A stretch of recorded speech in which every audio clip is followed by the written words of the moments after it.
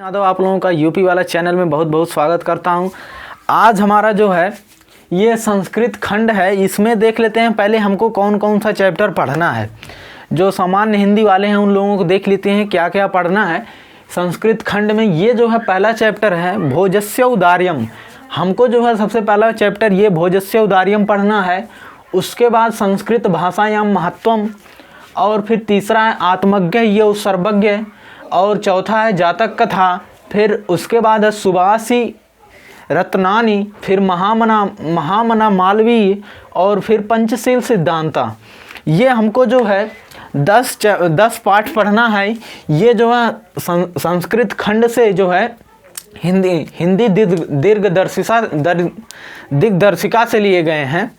ये कक्षा 12 का ये जो है 10 चैप्टर हैं, इनको जो है हमको पढ़ना है।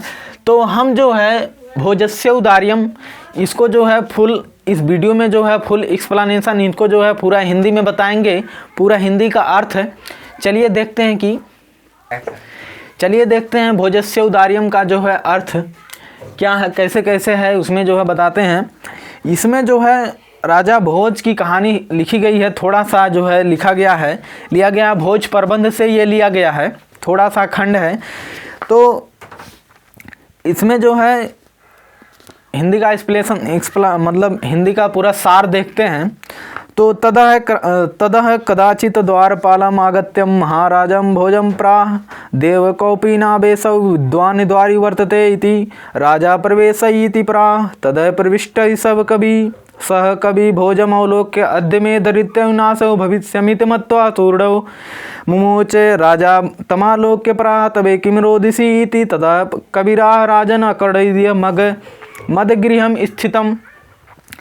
तो इसका अर्थ क्या होगा कि ततः कदाचित द्वारपाल आगत्य महाराज भोज प्राह, कि तभी, ततः माने तभी, कदाचित माने एक बार, द्वारपाल माने द्वारपाल वो जो है गाड़ी करते हैं। तो आगत आकर, महाराज भोज प्राह बोला कि तभी कोई द्वारपाल आकर महाराज भोज से बोला, देव हे देव कौपीनावेशौ विद्वानि द्वारि वर्तते इति, ऐसा बोला कि हे देव हे महाराज कोई विद्वान लंगोटा पहने हुए कौपीनावेशौ लंगोटा पहने हुए द्वार पर आया हुआ है इति, ऐसा राजा प्रवेशय इति प्राह, राजा बोले प्रवेश कराओ, अंदर लेकर आओ। इति ततः प्रविष्ट स कवि भोजम अवलोक्य अद्य में दरिद्रनाशौ भविष्यतीत मत्वा तुस्सौ हर्षासोड़ी मुमोच। तभी वह कवि राजा भोज को देखकर, अवलोक्य देखकर बोले कि आज मेरी दरिद्रता का नाश हो जाएगा। मत्वा तुर्सौ मुमोच, इस प्रकार से वह संतुष्ट होता है कि कहता है कि जब वह प्रवेश करता है तो कहता है कि आज मेरी दरिद्रता का नाश हो जाएगा। राजा तमा आलोक्य प्राह, वह राजा को देखकर, राजा तम आलोक्य प्राह मतलब वह जो है देखकर राजा को आज मेरी दरिद्रता का नाश हो जाएगा, उनको देखकर वह जो है रोने लगता है। तब राजा बोलते हैं, राजा तमालोक्य प्राह, राजा उनसे बोलते हैं कबे किम रोदिसी इति, ऐसा इति मीन्स ऐसा होता है कि हे कवि तुम क्यों रोते हो। ततः कविरा, तभी कवि राजाम, यहाँ पर जो है चिन्ह लगा है विस्मयादि बोधक चिन्ह का। तो राजा बोलते हैं कि राजा से वह कहता है अकर्णीय मदगृहम स्थितम, मेरे घर की स्थिति को सुनो। तो यहाँ पर श्लोक लिया गया है, श्लोक को पढ़ते हैं। अये लाजानुच्चै पथि वचनाकरणं गृहीति शिशौ कर्णौ यतना सुपिहितवती दीनवदना मयि क्षीणौ पाये यदि कृत्यं दृष्टासु बहुले तदंत शल्यम में त्वमसि पुनरुद्ध में मूचितः। तो इस श्लोक का अर्थ देखते हैं कि अय माने अरे लाजा निश्चय, लाजा निश्चय मतलब लाजा मीन्स क्या होता है कि दाना का भुजा होता है, उसको बोलते हैं लाजा। पथि माने पथिक, वचन माने बाणी होती है, माने कर्ण मीन्स सुनना, कर्ण मीन्स गृहिणी, गृहिणी जो घर में रहती हैं उनसे बात हो रही है। कि शिशु, शिशु माने बच्चों, कर्णौ माने कान, यत्नात् माने जबरदस्ती या फिर प्रेरणादायक पूर्वक, सुपीतवती दीनवतना, दीनवदना, दीन मुख वाली। तो इसका अर्थ यहाँ से लिया जाएगा कि अये लाजा, एक बार एक पथिक, लाजा ले लो, लाजा ले लो, जैसे कोई बेचने के लिए आता है तो उसको जो है चिल्लाता है कि ये चीज़ ले लो, तो इसमें बोला गया है कि एक बार कोई पथिक भुजा ले लो, भुजा ले लो ऐसा चिल्लाते हुए आया, तब मेरी पत्नी दीनवदना गृहिणी, दीन मुख वाली मेरी पत्नी, शिशु कर्णौ यत्नात्, शिशु बच्चों को कानों को, बच्चों के कानों को जबरदस्ती बंद कर देती है, क्योंकि यदि बंद कर देती तो वह जो है उसकी आवाज़ को सुन नहीं पाएंगे और जो है मांगने के लिए इच्छुक नहीं होंगे, इसलिए वह उनके कानों को जबरदस्ती बंद कर देती है। तो इसका अर्थ देख लेते हैं। एक बार कोई पथिक रास्ते से चिल्लाते हुए जा रहा था कि भुजा ले लो, भुजा ले लो, तब मेरी पत्नी दीन मुख वाली बच्चों को कानों को जबरदस्ती बंद कर देती है। मई छीड़ो पाए यदि कृतम दृशासु बहुले, इस प्रकार से मैं छीड़ हो गया हूँ, गरीब हो गया हूँ, ऐसा उन्होंने समझाया उनको। तदंत शल्यम में त्वमसि पुनरुद्ध मुमुचिता, आप ही मेरी चिकित्सा, शल्य में चिकित्सा, आप ही मेरी चिकित्सा कर सकते हैं या फिर मेरा उद्धार आप ही से होगा, ऐसा उन्होंने इस श्लोक के माध्यम से राजा को सुनाया अपने घर के बारे में। तब राजा बोलते हैं, राजा शिव शिव इति उदारीतम प्रत्यक्षरम लक्ष्यम दत्तौ परा।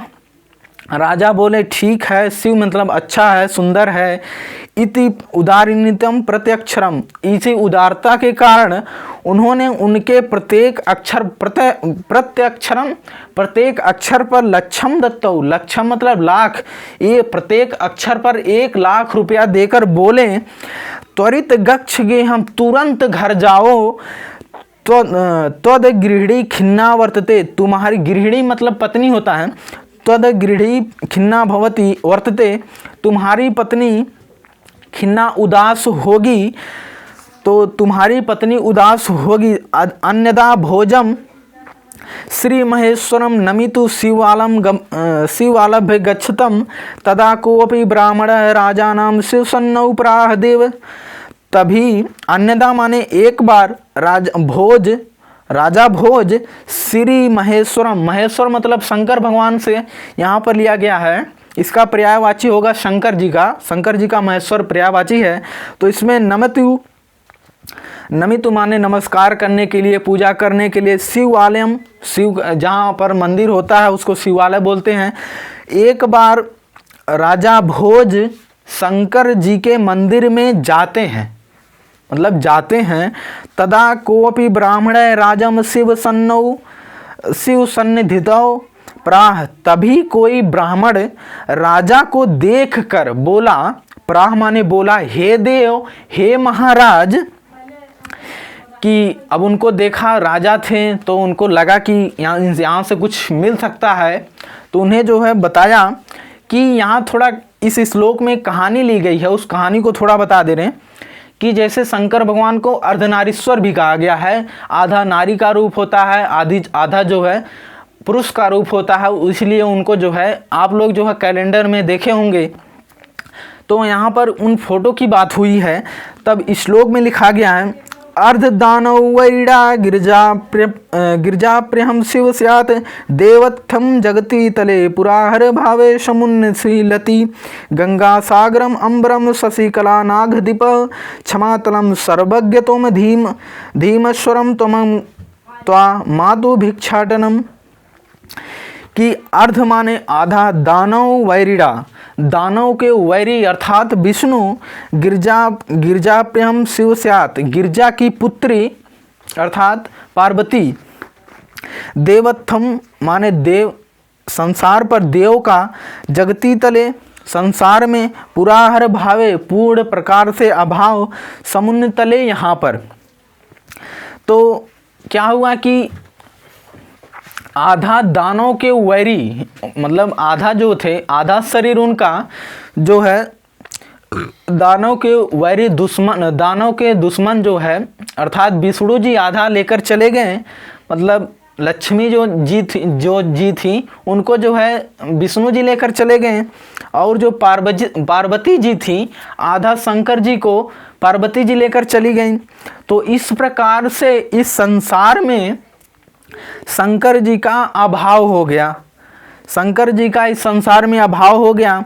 और जो है फिर इसमें फिर तीसरी लाइन है, गंगा सागरम अंबरम शशिकला नागधिपतये क्षमातलम सर्वज्ञ में अधित्वरम त्वम आगतम मातु भिक्षाटनम।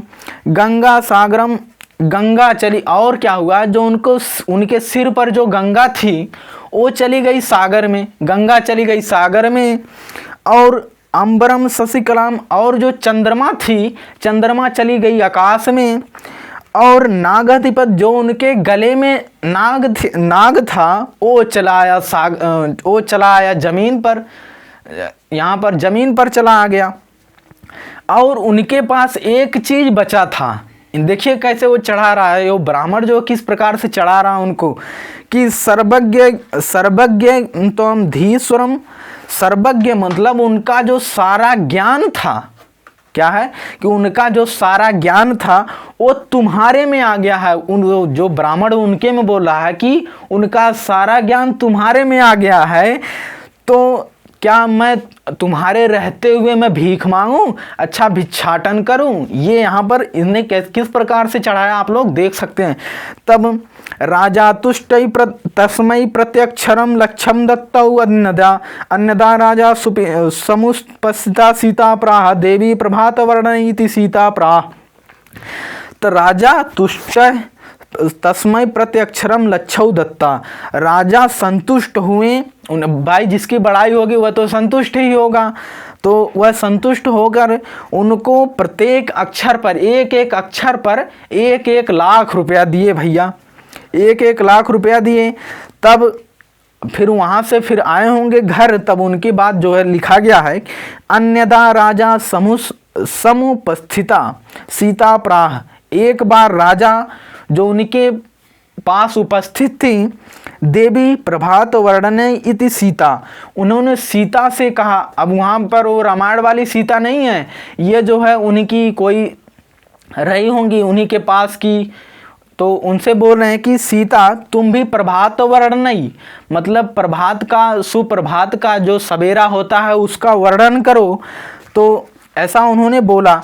तो यहाँ पर श्लोक दिया गया है, श्लोक में दिया गया है क्या, बिरल बिरला स्थूल तारा कला विव सज्जना मनयो मुनय सर्वत्र प्रसन्न में भुवन्न अपसरति चा ध्वांतम चित्तासनम में मिव दुर्जनम व्रजति चा निशा क्षिप्र लक्ष्मी नुआ लक्ष्मी अध्यमी नामिव। कि बिरल बिरला दूर दूर हो गए स्थूल तारा, जो कण होते हैं तारा, कला विव मतलब कलयुग में सज्जन लोग। जिस प्रकार कलयुग में सज्जन लोग गायब हो रहे हैं, ऐसे यहाँ पर अर्थ है इसका, कि जिस प्रकार से कलयुग में सज्जन लोग गायब हो रहे हैं, उसी प्रकार से बड़े बड़े तारे जो है आकाश से गायब हो रहे हैं।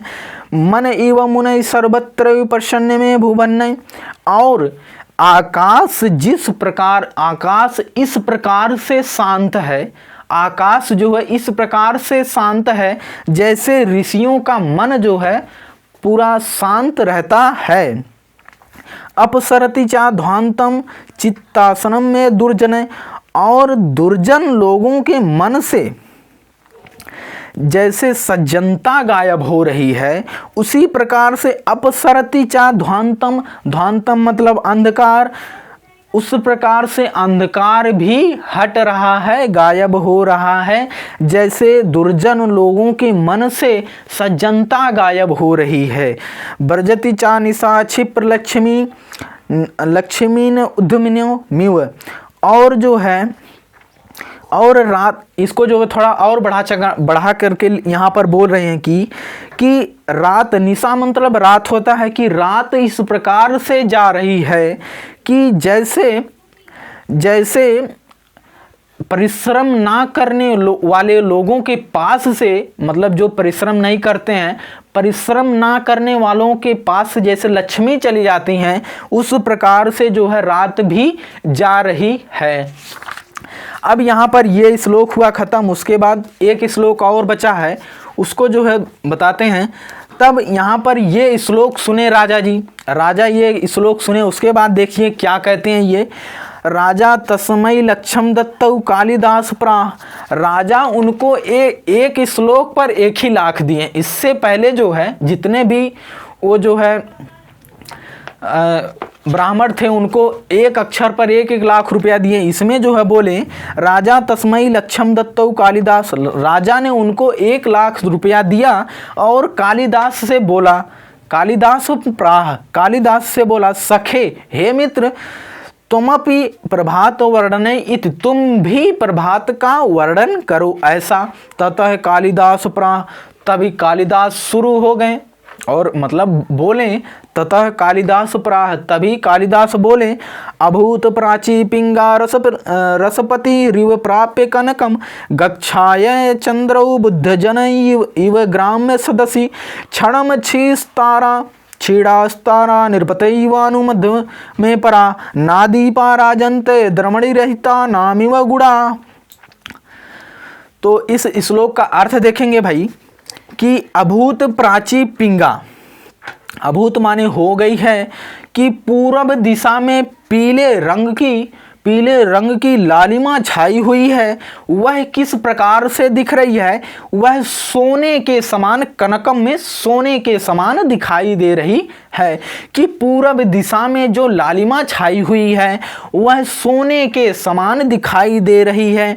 गच्छाय चंद्रौ बुद्ध जनई ग्राम सदसी, और चंद्रमा इस प्रकार से धीरे धीरे जा रहा है, चंद्रमा इस प्रकार से धीरे धीरे जा रहा है जैसे ग्राम में सदस्य, गांव में से सज्जन लोग गायब हो रहे हैं, अर्थात धीरे धीरे हट रहे हैं, उसी प्रकार से चंद्रमा भी धीरे धीरे जा रहा है।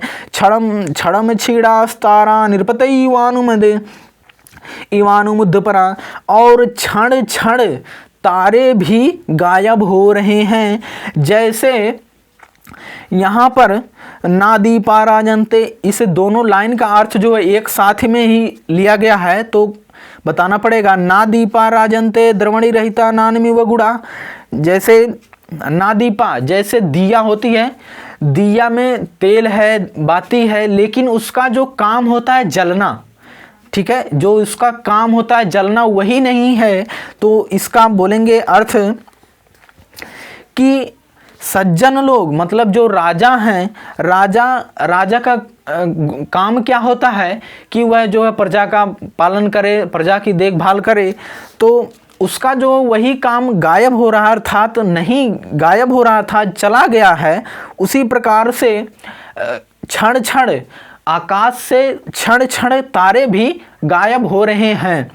तो तब राजाति तुष्टम लक्ष्यम तस्मै प्रत्यक्षरम लक्ष्यम दत्तौ, राजाति तुष्टम, राजा इस प्रकार से संतुष्ट हुए और प्रत्येक अक्षरम लक्ष्यम दत्तौ, और उनके प्रत्येक अक्षर पर 1-1 लाख रुपया दिए। और जो है इस प्रकार से ये हमारा भोज प्रबंध समाप्त हुआ। फिर हम अगली वीडियो में यहाँ पर जो है कुछ प्रश्न दिए गए हैं, इन प्रश्नों को जो है इसमें कुछ सूक्ति है, जैसे ब्रजति चा निशाम क्षिप्र लक्ष्मी नामिव, इस लाइन को जो है अंडर कर लीजिएगा, ब्रजति चा निशा क्षिप्र लक्ष्मी नुदमिव। और दूसरा जो है सूक्ति है, गच्छाय चंद्रौ बुद्ध जन इव ग्राम सदसी, इस लाइन को अंडरलाइन कर लीजिएगा। और ना दीपा राजंते द्रमणी रहता ना निमी व गुड़ा, ये तीन सूक्तियां हैं, इनको जो है अंडरलाइन कर लीजिएगा। यह परीक्षा की दृष्टि से जो है महत्वपूर्ण है। और जो है इस संस्कृत का उत्तर जो है आप लोग इस जो है जो हमने पूरा सार बताया है, इससे जो है आप लोग खोज लीजिएगा, इसमें जो है मिल जाएगा। तो चलिए फिर मिलते हैं। इस प्रकार से ये हमारा भोज प्रबंध पूरा एकदम अच्छे तरीके से समाप्त हुआ। अगर नहीं समझ में आता आप लोगों को, दोबारा फिर वीडियो देखेंगे तो आप लोगों को अच्छे तरीके से समझ में आ जाएगा। फिर मिलते हैं अगली वीडियो में, तब तक के लिए धन्यवाद। जय हिंद, जय महाकाल।